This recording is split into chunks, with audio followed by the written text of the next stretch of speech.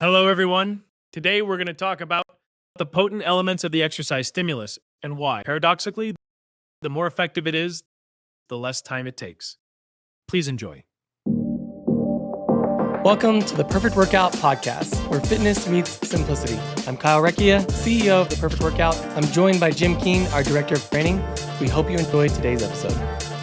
All right. Welcome back. Episode 3. We're doing it. Here we are. Yep, we got a long way to go. This is going to be a really fun one. So last week we talked a lot about how that paradox that exercise, as long as it's potent, that espresso versus the regular coffee, it can be not only more efficient, which overcomes that skepticism around time, etc. But we also kind of alluded to the idea that if you strength train with the right method in a short amount of time, rather than leaving some things on the table, meaning you would get better results if you were to strength train longer or exercise longer, there's some things that you actually gain because you're strength training in a shorter period. So let's dive into that. Like, how can that be true? So remember I talked about the 3 elements of the exercise stimulus: the mechanical loading, the muscle damage, the metabolic stress. Each one of those has a corresponding adaptation that it provokes the body to produce. And in the case, for instance, of mechanical loading, the primary adaptation to more mechanical loading is an increase in strength. So think about this. If we stimulate maximum levels of mechanical loading, you're going at your voluntary maximum all of the time during your set. That's very intense, right? That's very potent. Your strength increase will be greater than had you used a lesser stimulus. So when you're in the weight room and it takes 30 minutes to do chest, takes 20, 30 minutes to do legs, you necessarily are forced by the tool that you're using, the weights, to use some percentage of your 1 rep max, typically, 70% or 80% of your 1 rep max. And as a result, you require multiple work sets to get the volume that you do need in order to produce the adaptation you're looking for. But in the process, you have sacrificed this mechanical loading that we're able to get. So the fact that we go at our maximum, it can only last so long. It's necessarily very short in duration because it's so intense. It's maximum mechanical loading. But in the process, we also stimulate a greater strength increase than someone who uses a lesser weight for multiple sets, takes 20, 30 minutes.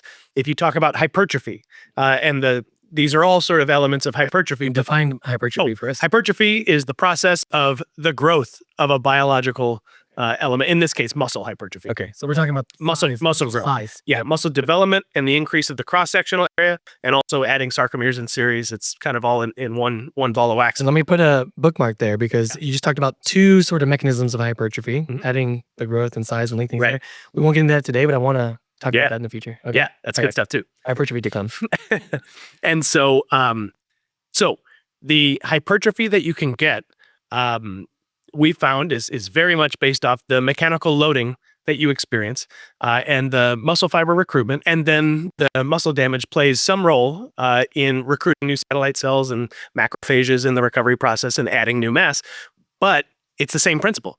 The potency of our stimulus, where you're going at your maximum all of the time, that means you can't do it for very long. How long can you sprint? Right? Not very long.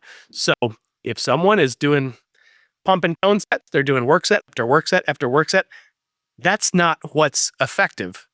That's what they have to do, because if they go heavier, they can't last as long, and you need to build up some workout volume. We can build up that amount of workout volume in just the one set when you're going at your maximum all of the time. Same thing with the metabolic stress, the use of fuel.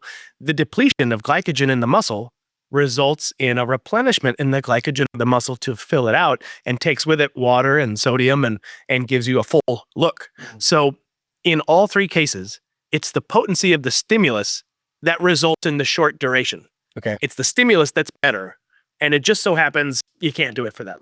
So let's talk about something you just mentioned there. So we're talking about 2 outcomes here. One of them, better hypertrophy or more efficient hypertrophy. And the same thing on strength. Those are huge. So let's go back to episode 1 real quick when we talk about longevity.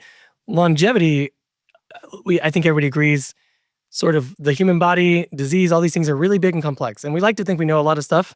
And some of my favorite people on these topics right now are the first to say, like, we don't really know a lot about anything. Right. But we do know there are some correlations. And so some of the correlations with longevity that we're pretty clear on are things like strength and muscle, right? These are some of the outputs we're looking for. This is important. It's important that we're getting stronger or maintaining strength as we age. We know that. It's important that we have muscle on us. So these outcomes you're talking about aren't just something we should kind of breeze by? Like, oh, yeah, maybe I'll order some strength on this menu, or maybe I'll order a little bit of Right. muscle on this menu. These are sort of the things. But somebody might be, if I'm listening to this, like, great, yep, I get it. You go, me pick something heavy up and put it down, I get stronger, I get bigger muscles, and it's heavier and it's shorter time. Are there any other benefits that you get from the potent exercise or from the potent stimulus Right. that you wouldn't get outside of strength and hypertrophy, that you wouldn't get maybe if you were doing things much longer and lighter? Sure. So one of the surprising things people don't usually connect is strength training with cardiovascular ability. So in this case, it's often measured by something like VO2 max, your ability, your oxygen uptake, the degree to which you can deliver oxygenated blood. It travels through the body, ends up at the muscle takes it in, combusts the fuel, and they can then buffer out the waste product. So there's a simple sort of example I like to bring up where walking gives you a better cardiovascular result than just sitting there, and then running is a little bit better than walking, and then jogging is somewhere in the middle, and then sprinting is the best of all, and the duration of each of those reduces as the intensity rises. Now, why is it that sprinting is better than running, is better than jogging, is better than walking? It's because of what's happening in the muscle. So it's not moving fast through space that gives you a cardiovascular benefit. Otherwise, we could all be on scooters and our VO2 max would rise. It's not moving through space. It's the contraction of the muscles involved is what is upstream of the effect. So there's also some counterproductive things like the impact on the joints that occurs while we're sprinting, the time it still does take to do these things. So what if we were able to produce an effect inside the muscle and force it to contract with maximum intensity all of the time? It stands to reason that that would be better than the sprinting, because sprinting's intermittent, right? So this is constant. And as a result, even with strength training, even moving very slow on the type of devices we have, you're still going at your maximum all of the time. And as a result, the increase in VO2 max is much, much greater than traditional cardio type of exercise. So wait a second. Let's just put this on record. And you said it, not me. Okay? I'm just repeating. I'll take the Jim emails King's in the comments. Yeah, that's right. So you can get cardio benefits by strength training. Yeah. But that's called cardio, and this is called strength training. So you're saying the cardio benefits come with somehow miraculously working the muscle. Yeah, all cardio benefits are a result of muscle doing work. There is no cardiovascular benefit that I can think of that's derived without muscle doing work. And you could talk about the zones and zone 2, where you could talk about the Tabata stuff. That there's any type of study that's been done, but the action is happening inside the muscle. There was a great study done, I want to say it was 76.